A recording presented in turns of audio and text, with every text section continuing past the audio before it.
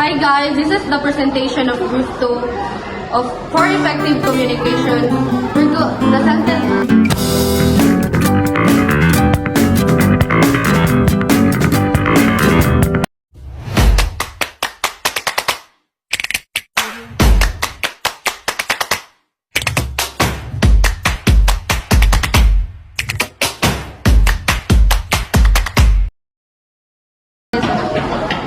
Hi guys, this is the presentation of Group 2 for effective communication.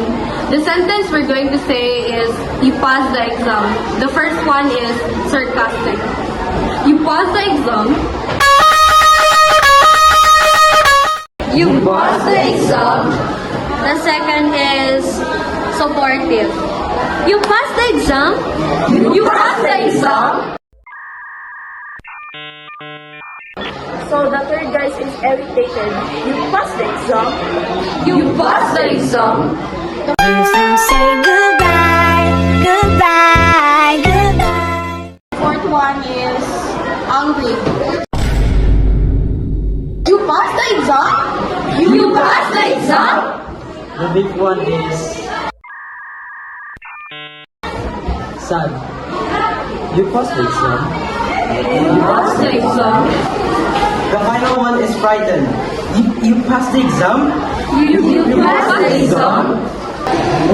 Explain how tone can change the meaning, intention, or emotional impact of the same word, phrase, message, and communication.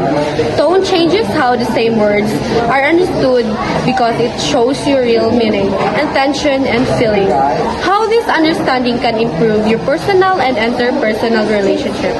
Understanding tone helps me speak with care, listen better, and avoid hurting others, so my personal and interpersonal relationship become more respectful, trusting, and peaceful. Ako'y mali. Paano bang magmahal?